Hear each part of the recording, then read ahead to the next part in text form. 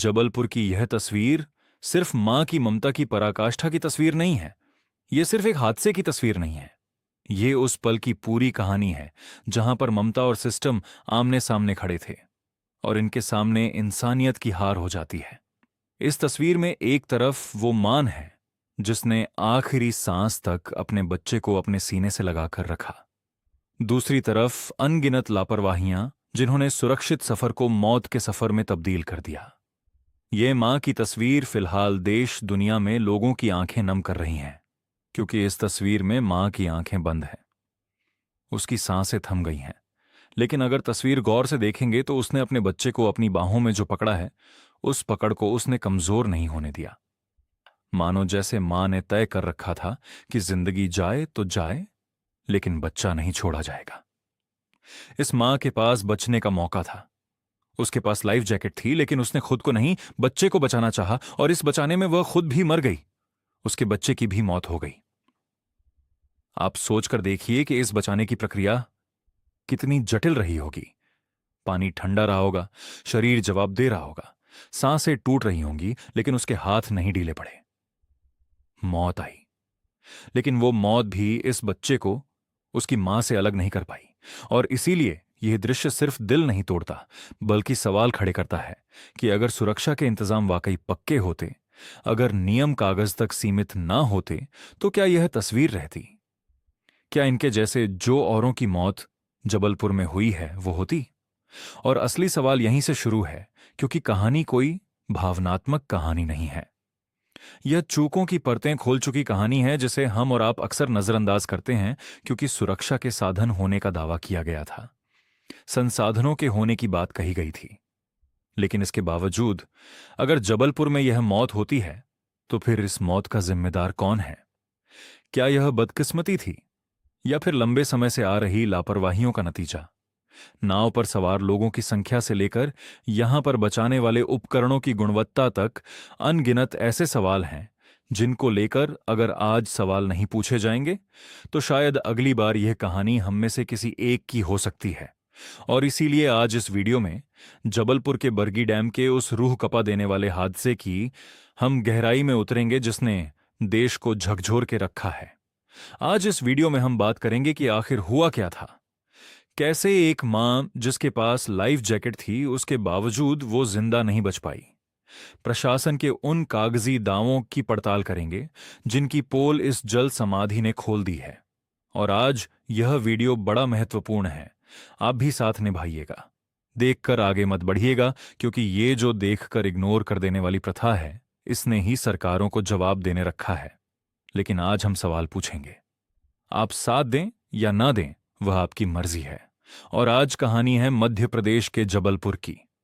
वहां बिरगी डैम में गुरुवार शाम करीब 5 बजे पर्यटन विभाग का एक क्रूज अचानक आई तेज आंधी के चलते मौत के आगोश में समा जाता है। हवा की रफ्तार 74 किलोमीटर प्रति घंटा थी, जिसे शांत पानी की लहरों को जानलेवा दीवार में तब्दील कर दिया। हादसे किनारे से महज 300 मीटर की दूरी पर हुआ, लेकिन उस चंद मीटर के फासले ने कई हंसते खेलते परिवारों को हमेशा के लिए उजाड़ दिया। यहां मौजूद लोग कहते हैं कि 43 से 47 पर्यटक थे।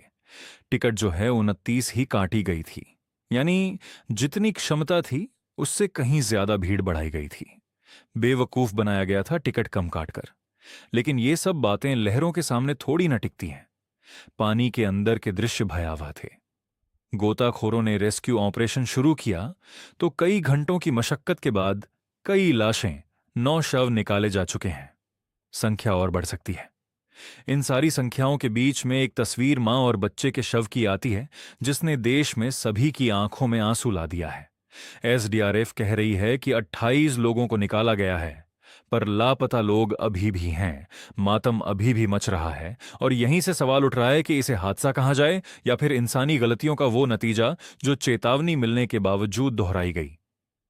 क्योंकि जब हवा की गति इतनी डरावनी थी, तो इतने बड़े जोखिम के बीच पर्यटकों को बीच पानी में उतारने की इजाजत आखिर किसने दी? क्या यह सिर्फ लापरवाही थी? देखिए, हम और आप जब घूमने फिरने की बात करते हैं तो अक्सर उन जगहों पर जाते हैं जहां सुरक्षा छूट जाती है, और जबलपुर में यही हुआ है। इस बरगीय डैम का ये हादसा चीख चीख कर कह रहा है कि सुरक्षा के नियमों का पालन सिर्फ दिखावे के लिए था। कायदे से किसी भी नाव या क्रूज पर लाइफ जैकेट का होना काफी नहीं, बल्कि उसे सही से पहनना और किसी मुसीबत के समय वहां मदद का इंतजाम होना जरूरी है। लेकिन ना उसे बचाने वाला, और क्योंकि क्रूज पर क्षमता ज्यादा लोग सवार थे, इसलिए माब को एक ही में पहना दिया गया। अगर अलग अलग पहनाते तो शायद वह दोनों जिंदा होते, लेकिन पैसा कमाने के लालच में नावों पर भीड़ भर दी जाती है, जो संतुलन बिगड़ने का एक बड़ा कारण है। 43 से 47 लोगों का उस क्रूज पर सवार होना, जबकि आधिकारिक रिकॉर्ड में संख्या कम दिखाना यह बता रहा था कि प्रशासन की नाक के नीचे एक अलग खेल चल रहा था। अब जब वजन हद से बढ़ा तो नाव का संतुलन डगमगाया। 74 किलोमीटर प्रति घंटा की रफ्तार चलने वाली हवा ने पलटा। अब जांच होगी, कमेटियां बैठेंगी, फाइलों में लेख दिया जाएगा इतने मरे, लेकिन यह नहीं बताया जाएगा कि जो मरे वो किसी के बाप थे, किसी के बेटे थे, किसी की मां थी, किसी की बहू थी, किसी की बीवी थी, किसी की बेटा थी।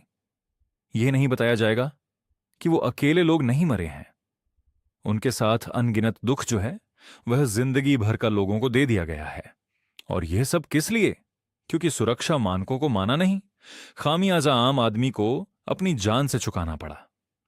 मुनाफा कमाने की इस दौड़ ने बरगी डैम में शान पानी को खूनी कब्रिस्तान में तब्दील कर दिया, और अब यहां सन्नाटा है अपनों को खोने का कम। लोग सवाल पूछ रहे हैं कि लाइफ जैकेट ने मां का साथ क्यों नहीं दिया, क्योंकि तस्वीर जो है उसमें तो दिख रहा है मां ने लाल रंग की जैकेट पहनी है, जिससे उसे पानी की सतह पर तैरता रहना चाहिए था। लेकिन क्या हुआ? तो यहां मां की ममता और विज्ञान के बीच एक दर्दनाक टक्कर है। लाइफ जैकेट पानी पर वैसे ही काम करती जैसे हवा से भरा गुब्बारा, लेकिन जब ममता का बोझ और डूबते बच्चे की छटपटाहट उसे नीचे खींचती है तो वह गुब्बारा पत्थर बन जाता है।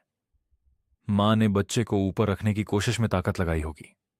पानी में संघर्ष करते समय जब दो लोग एक दूसरे को पकड़ते हैं तो तैरने की शक्ति जवाब दे देती है। अगर बच्चा डर के मारे मां को नीचे खींच रहा था तो लाइफ जैकेट की ताकत उसके अतिरिक्त वजन को नहीं संभाल पाई। और यहां असली सवाल उन लोगों से होना चाहिए जिन्होंने एक छोटे बच्चे को बिना लाइफ जैकेट के नाव पर चढ़ा दिया। उनके पास एक्स्ट्रा लाइफ जैकेट थी नहीं कि बच्चे को अलग से पहनाया जाए। मां बेटे को यह पहनाया गया, और यह तकनीकी खराबी नहीं थी, यह मानवीय थी। जो मौत की बचा। मां ने कोशिश की, उस कोशिश में अपनी जान को भी कुर्बान कर दिया, लेकिन अगर ये उपकरण होते तो वो जान बच सकती थी। अक्सर देखा जाता है कि पुराने सर्टिफिकेट सारे नाव चलते हैं जो वैसे समय में जानलेवा होती है। मां के मामले में सुरक्षा का ये लाल कवच एक बेबस ममता के आगे नाकाफ साबित हुआ, क्योंकि ममता का प्यार विज्ञान के नियमों पर भारी नहीं पड़ पाया। और इसके सच कहें तो यह घटना अपने आप में एक घटना है, लेकिन ऐसी घटनाएं और हो सकती हैं, क्योंकि नर्मदा नदी किनारे हर साल हजारों लोग आते हैं, लेकिन जांच के नाम पर वहां सुविधाएं ना के बराबर है। अब ऐसी जगह जहां सीधे मौत हो सकती है वहां नियम साफ होने चाहिए, मौसम की जानकारी होनी चाहिए, नाव की फिटनेस चेक होनी चाहिए। हवा की रफ्तार इतनी ज्यादा थी, तेज आंधी चेतावनी थी। सवाल उठना चाहिए कि किसने परमिशन दी। प्रशासन का अपना अलग रोना गाना है। हमारे पास पर्याप्त टीम नहीं है, लेकिन अब यह कौन बताए उस मां बेटे की लाश को देखकर कि इस जान से बड़ा कुछ हो सकता है, क्योंकि चेकिंग समय पैसा कौड़ी ले दे के सब ठीक कर दिया जाता है। आंकड़े कहते हैं कि भारत में नाव हादसों का मुख्य कारण तकनीकी खराबी से ज्यादा इंसानी चूक और निगरानी कमी है।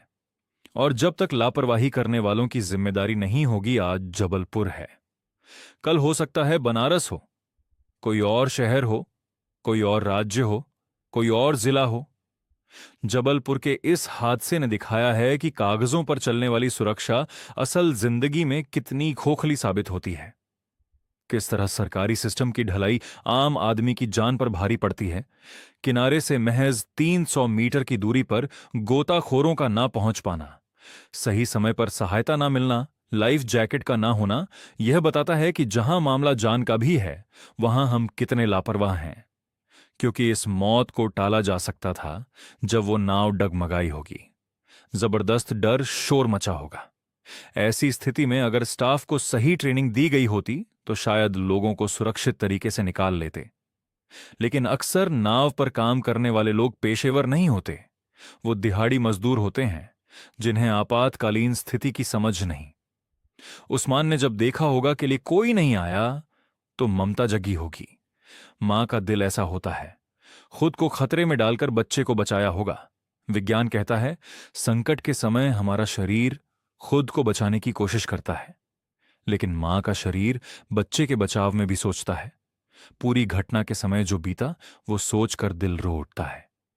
यह हादसा केवल किस्मत का नहीं बल्कि समय पर मदद ना मिलने का एक दुखद कहानी है, जिसने हंसते खेलते परिवार को पानी गहराइयों में दफन कर दिया।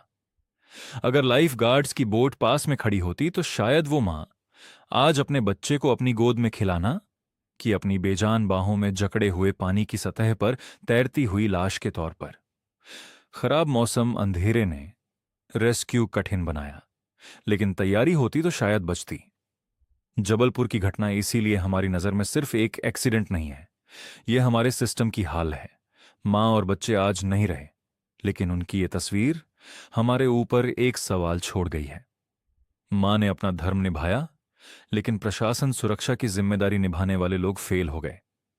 लाइफ जैकेट पहनकर डूब जाना यह बताता है कि जैकेट देना काफी नहीं है, पूरी व्यवस्था का सहयोग होना काफी है। यह कहानी उस मां की जीत की है जिसने आखिरी दम तक हार नहीं मानी। यह साबित किया कि मां का प्यार दुनिया की हर ताकत से बड़ा है। लेकिन यह समाज की हार है, सिस्टम की हार है कि हम उन्हें बचा नहीं पाए। सवाल यह है कि क्या यह बलिदान व्यर्थ जाएगा?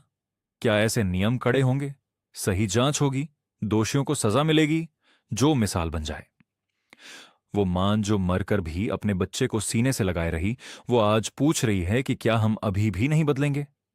अगली बार जब आप किसी क्रूज पर चढ़े और आपको लाइफ जैकेट ना मिले तो उस मां की बेजान बाहों को याद कर लीजिएगा। शायद एक सवाल आपकी जान बचा सकता है। ईश्वर उनकी आत्मा को शांति दे, उनके परिवार को असहनीय दुख सहने की हिम्मत दे। लेकिन